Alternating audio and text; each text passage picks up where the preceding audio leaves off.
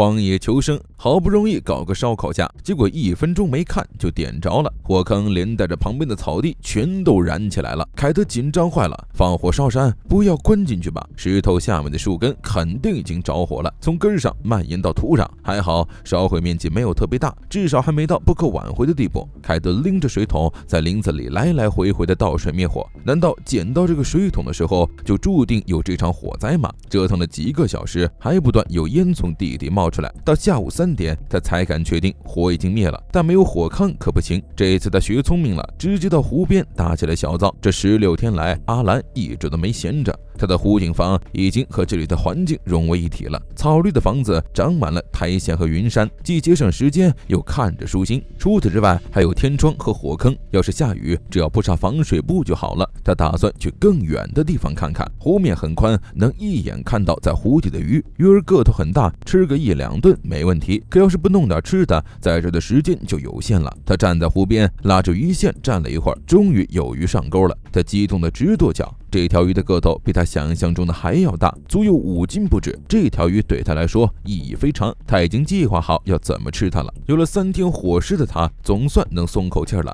第17天，卢克在湖边钓鱼，他只站了一会儿就钓起来一条。他不慌不忙，杀鱼切片上烤架，喝了点蓝莓汤的他现在有点饱。他拆了裤子护腿，做成架子晒蓝莓。最近这些天北风超级冷，还好他有足够的精力。到目前为止，他已经钓了11条鱼了，也就是说这17天几乎每天都能有吃的。这伙食条件已经超越其他人了。他找了个离海滩很远没有风的地方，准备挖个洞。他觉得土质的庇护所保温效果最好，所以他给铁锹装了个更长的手柄就开工了。卢克想要一个完全原始的避难所，所以他的房子构造很狂野，但是又极具安全感。这么看他倒是很有实力冲入前几名。卢克忙了1天才把他的地窖屋子做好，他的时间安排得很紧凑，不是在修房子就是在钓鱼，不然就是在路上。他非常努力地抓鱼，鱼儿们也很懂事，只要一下钩就会钓起来。他带着鱼回到营地，在他的别墅里还挂着很多熏鱼，这些是以防万一而准备的储备粮。他很擅长做熏鱼，但这样做还不够。他在土屋旁修了个壁炉，方便保暖和送走烟雾。只是到夜晚之后，他感觉肠胃很不舒服，非常想呕吐，不知道是食物中毒还是吃了生鱼导致的。他难受得翻来覆去。难道他会因为这个退出吗？与此同时，老李也在搭建他的木房子。他的房子建造难度颇高，非常耗时费力，但是一旦做出来就会非常的实用。59岁的他跟其他年轻人一样顽强，搭完房子后就冒着冷风到湖边钓鱼。为了节约精力，他1天只去钓1次鱼。他希望出动1次能钓上1条，吃上2天。不过以后真的能抓到这么多鱼吗？钓鱼是个技术活，同时也靠运气。在湖边等了一会儿，没有钓到鱼的他带上苔藓去装修房子了。等这个木屋修好，他就可以专心钓鱼了。晚上老李总觉得睡得不踏实，他耳朵好像有嗡嗡声，眼睛也一直在抽搐。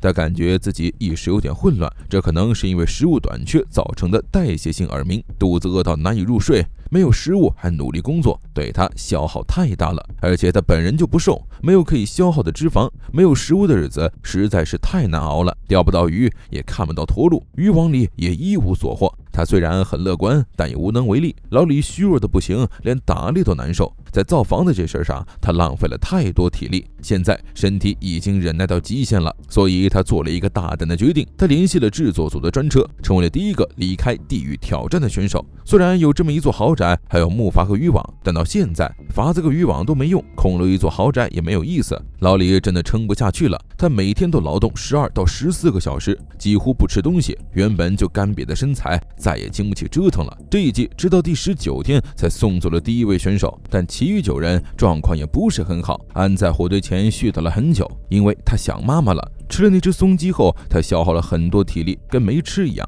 这些天来他都强撑着，如果再不找点食物，他真的会崩溃。他钓不到鱼，也没看着其他小动物，所以他寄希望于驼鹿上。要是能引出驼鹿干一票大的，或许就能逆风翻盘了。他学着驼鹿的叫声，在树林里放声吼叫，但是他已经饿得连喊叫都费劲了，头晕眼花，没力气，走路都难。他开始意识到自己真的不再年轻了。他担心自己的身体出问题，急急忙忙跑回营地休息，但是坐着也很难受。他原本还想在这儿待上60、70天，可是现在这情况，他不得不认输。他犹豫再三，也拨打了制作组的电话，再也没法再待下去了。虽然自己的表现没有预期那么好，但他已经尽力了，即便离开也不会有遗憾，他会永远喜欢自己，开启新的人生。凯德觉得自己不会轻易离开，毕竟他才27岁，怎么说也比其他选手年轻一半，不能连老年选手都熬不过吧。他带上弓箭出发寻找松鸡，当然地上的蓝莓和其他浆果他一点也没放过。路边有些新鲜的熊粪便，看起来像昨晚留在这儿的，他预感那头熊还在这附近，接下来就该去找它了。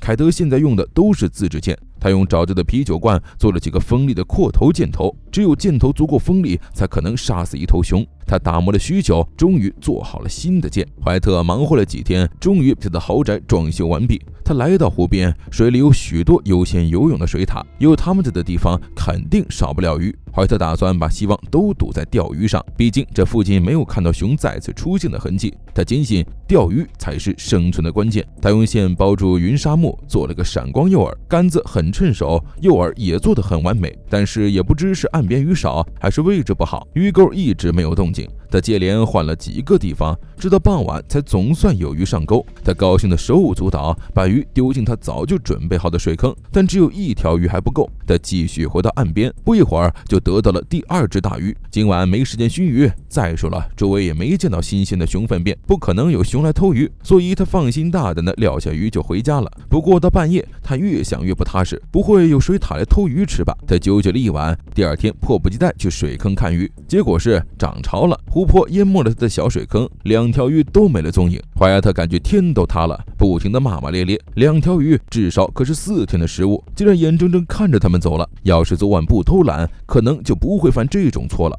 他懊悔地来到湖边，想再抓2条鱼，弥补一下昨天的失误。塔子这些天过得还不错，到第19天依然挺有活力，不然这头发也不会炸得这么潦草了。塔子的心态没有炸，但他的头发炸得很厉害，这头发剃下来能做件羽绒服吧？想到会以这个形象上电视，他有点不好意思，但这都不是重点。在这种地方，生存实力才是看点。他来到湖边检查渔网，从第1天起，他就抓了5只松鸡、4条鱼和1只松鼠，这成绩比不上抓了16条鱼的大佬，但也比其他什么都没吃的选手强。这都是因为他把渔网和陷阱的作用发挥到了极致。他在看好的港湾里拉线，想趁水稍微平静一点的时候，利用独木舟收网。他的计策很不错，一下子就捞到了大尊鱼。眼下他所有的食物够他吃10来天了。回到营地后，他先来到厨房，把鱼子掏出来挂着烟熏。进入寒冬以后，所有生物都会变成竞争者。他打算把处理好的肉放在厨房里熏烤1天，等晚上再来啃鱼头吃内脏。不过他肯定没有想到，他守着厨房的时候，有小家伙偷偷摸摸溜进他的厨房，拿走了他舍不得吃的鱼肉。因为大意丢了2条鱼的华亚特